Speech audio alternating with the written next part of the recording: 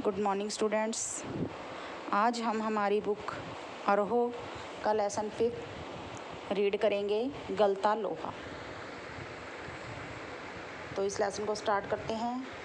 मोहन के पैर अनायास ही शिल्पकार टोले की ओर मुड़ गए। उसके मन में किसी कोने में शायद धनराम लोहार के ऑफर की एक वह अनगुण शेष थी, जिसे वह पिछले 3-4 दिनों से दुकान की ओर जाते हुए दूर से सुनता था। निहाई पर रखे लाल गरम लोहे पर पड़ती हथौड़े की थपथप आवाज़ ठंडे लोहे पर लगती, चोट से उठता ठनकता स्वर और निशाना साधने से पहले खाली निहाई पर पड़ती हथौड़ी की खनक, जिन्हें वह दूर से ही पहचान सकता था। लंबे बैंट वाले हंसुए को लेकर वह घर में इस उद्देश्य से निकला था कि अपने खेतों के किनारे उग गई कांटेदार झाड़ियों को काट छाँट कर साफ कर आएगा। बूढ़े बंशीधर जी के बूते का अब यह सब काम नहीं रहा था। नहीं क्या, जन्म भर जिस पुरोहिताई के बूते पर उन्होंने घर संसार चलाया था, वह भी अब वैसे कहाँ कर पाते हैं। यजमान लोग उनकी निष्ठा और संयम के कारण ही उन पर श्रद्धा रखते हैं, लेकिन बुढ़ापे का जर्जर शरीर अब उतना कठिन श्रम और व्रत उपवास नहीं झेल पाता। सुबह सुबह जैसे उससे सहारा पाने की नीयत से ही उन्होंने गहरा निश्वास लेकर कहा था, आज गणनाथ जाकर चंद्रदत्त जी के लिए रुद्री पाठ करना था। अब मुश्किल ही लग रहा है। यह तो 2 मील की सीधी चढ़ाई अब अपने बूते को नहीं, बूते का मतलब होता है अब शरीर, एकाएक ना भी कहा जा सकता था। कुछ समझ में नहीं आता। मोहन उनका आशय न समझता तो ऐसी बात नहीं, लेकिन पिता की तरह ऐसे अनुष्ठान कर पाने का न उसे अभ्यास ही है और न ही वैसी गति। पिता की बातें सुनकर भी उसने उनका भार हल्का करने का कोई सुझाव नहीं दिया। जैसे हवा में बातें कह दी गई थी, वैसे ही अंतुरित रह गई। पिता का भार हल्का करने के लिए वह खेतों की ओर चला था, लेकिन हंसुए की धार पर हाथ फेरते हुए उसे लगा कि वह पूरी तरह कुंद हो चुकी हैं। मास्टर त्रिलोक सिंह तो अब गुजर गए होंगे, मोहन ने पूछा। वे अब दोनों अपने बचपन की दुनिया में लौट आए। धनराम की आंखों में एक चमक सी आ गई।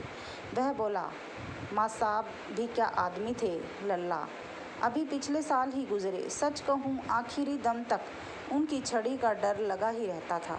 दोनों हो होकर हंस दिए। कुछ क्षणों के लिए वे दोनों ही जैसे किसी बीती हुई दुनिया में लौट गए। गोपाल सिंह की दुकान से हुक्के का आखिरी कश खींचकर त्रिलोक सिंह स्कूल की चार दीवारी में उतरते हैं। थोड़ी देर पहले तक धमा चौकड़ी मचाते हुए उठक पटक करते और बांज के पेड़ों की टहनियों पर झूलते बच्चों को जैसे सांप सूंघ गया है। कड़े स्वर में वह पूछते हैं कि प्रार्थना कर ली जो तुम लोगों ने, यह जानते हुए भी कि यदि प्रार्थना हो गई होती तो गोपाल सिंह की दुकान तक उनका समवेत स्वर पहुंचता ही। त्रिलोक सिंह घूर घूर कर एक एक लड़के को देखते हैं, फिर वही कड़कदार आवाज़, मोहन नहीं आया आज। मोहन उनका चहेता शिष्य था, पुरोहित खानदान का कुशाग्र बुद्धि का बालक, पढ़ने में ही नहीं गायन में भी बेजोड़। त्रिलोक सिंह मास्टर ने उसे पूरे स्कूल का मॉनिटर बना रखा था। वही सुबह सुबह हे प्रभु आनंददाता ज्ञान हमको दीजिए का पहला स्वर उठाकर प्रार्थना शुरू करता था। मोहन को लेकर मास्टर त्रिलोकी सिंह का वह बड़ा ही उम्मीद था कि कोई सवाल न आने पर भी वही सवाल वे मोहन से पूछते और उसकी अनुमान सही निकलता। मोहन ठीक ठीक उत्तर देकर उन्हें संतुष्ट कर देता और तब वे उसकी फिसड्डी बालक को दंड देने का भार मोहन पर डाल देते। पकड़ इसका कान और लगवा इससे 10 उठक बैठक, वे आदेश देते। त्रिलोकी सिंह मास्टर के आदेश पर अपने हमजोली मोहन के हाथों कई बार बैंत खाए थे या कान खिंचवाए थे। मोहन के प्रति थोड़ी बहुत ईर्ष्या रहने पर भी धनराम प्रारंभ से ही उसके प्रति स्नेह और आदर का भाव रखता था। इसका कारण शायद यह था कि बचपन में ही मन में बैठा दी गई जातिगत हीनता के कारण धनराम ने कभी मोहन को अपना प्रतिद्वंदी नहीं समझा, बल्कि वह इसे मोहन का अधिकार ही समझता था। बीच बीच में त्रिलोक सिंह मास्टर का यह कहना कि मोहन एक दिन बहुत बड़ा आदमी बनकर स्कूल का और उसका नाम ऊंचा करेगा, धनराम के लिए किसी और तरह से सोचने की गुंजाइश ही नहीं रखता था। और धनराम, वह गांव के दूसरे खेतीहर या मजदूर परिवारों के लड़कों की तरह किसी प्रकार तीसरे दर्जे तक ही स्कूल का मुंह देख पाया था। त्रिलोक सिंह मास्टर कभी कभार ही उस पर विशेष ध्यान देते थे। एक दिन अचानक ही उन्होंने पूछ लिया, धनुआ 13 का पहाड़ा सुना तो। 12 तक का पहाड़ा तो उसने किसी तरह याद कर लिया था, लेकिन 13 का ही पहाड़ा उसके लिए पहाड़ हो गया।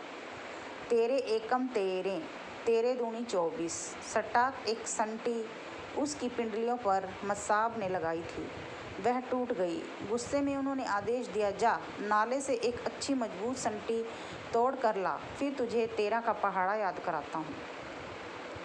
त्रिलोक सिंह मास्टर का सामान्य नियम था, सजा पाने वाले को ही अपने लिए हथियार भी जुटाना होता था, और जाहिर है बलि का बकरा अपने से अधिक मास्टर के संतोष को ध्यान में रखकर टहनी का चुनाव ऐसे करता जैसे वह अपने लिए नहीं बल्कि किसी दूसरे को दंडित करने के लिए हथियार का चुनाव कर रहा हो। धनराम की मंद बुद्धि रही हो या मन में बैठा हुआ डर कि पूरे दिन घोटा लगाने पर भी उसे 13 का पहाड़ा याद नहीं हो पाया था।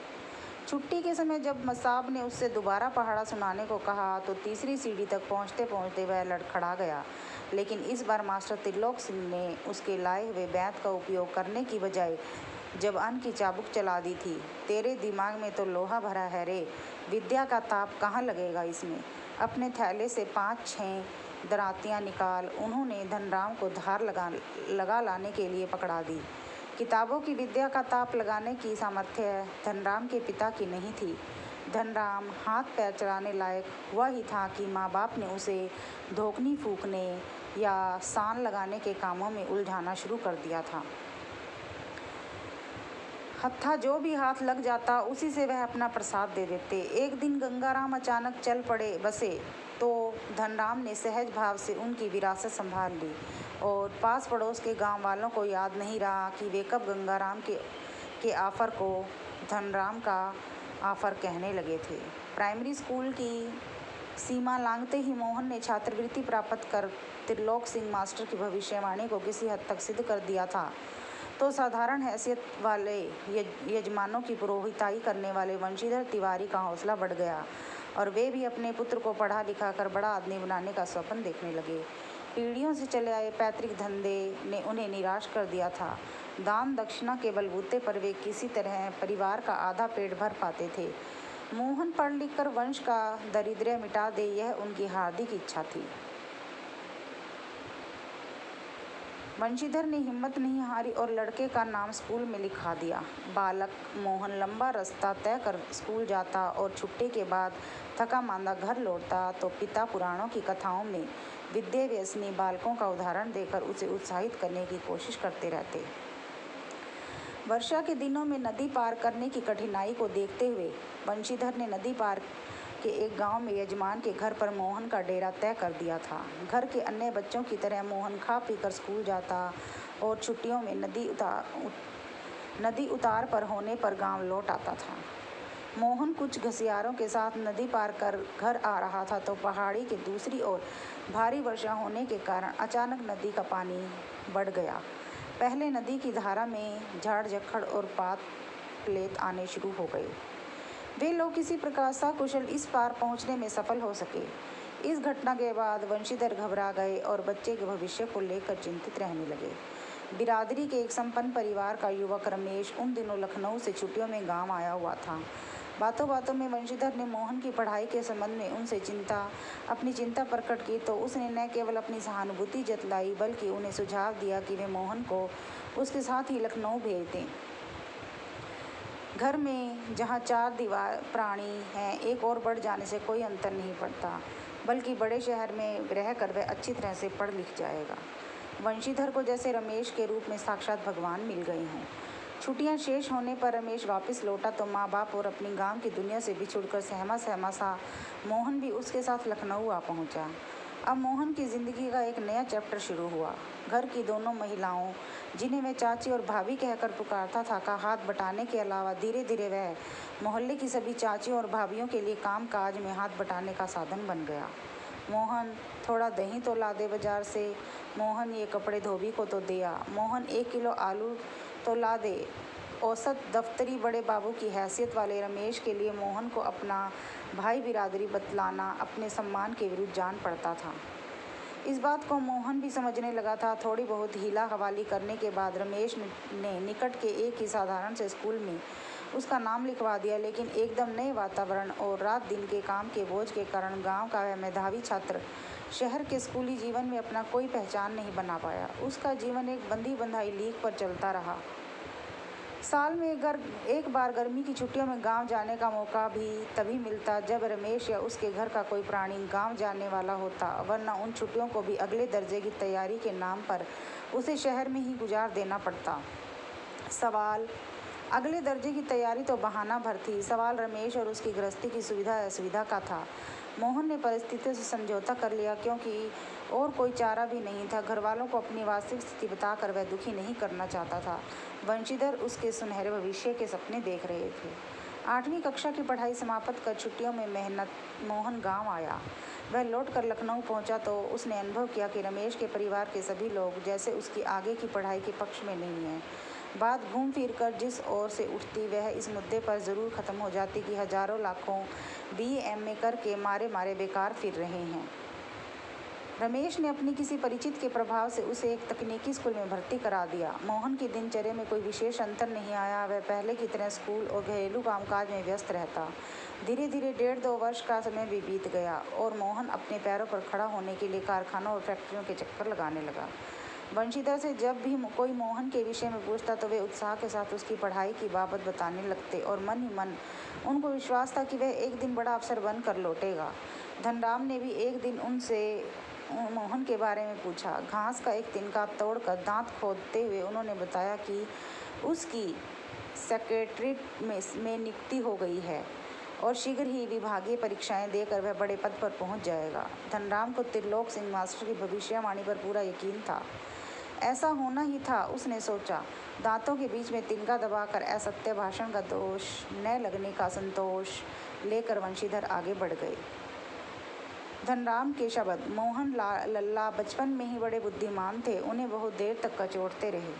त्रिलोक सिंह मास्टर की बातों के साथ साथ बचपन से लेकर अब तक के जीवन के कई प्रसंगों पर मोहन और धनराम बातें करते रहे। धनराम के मोहन के हंसुए के फाल को बैंच से निकालकर भट्ठी में तपाया और मन लगाकर उसकी धार गढ़ दी। गर्म लोहे को हवा में ठंडा होने में काफ़ी समय लग गया था। धनराम ने उसे वापस बैंच पहनाकर मोहन को लौटाते हुए जैसे अपनी भूल चूक के लिए माफ़ी मांगी हो। मोहन ने उत्तर में कुछ नहीं कहा, लेकिन हंसुए को हाथ में लेकर फिर वही बैठा रहा। उसे वापस जाने की कोई जल्दी नहीं थी। लोहे की एक मोटी छड़ को भट्ठी में गलाकर धनराम गोलाई में मोड़ने की कोशिश कर रहा था। उसके हाथ में सांडसी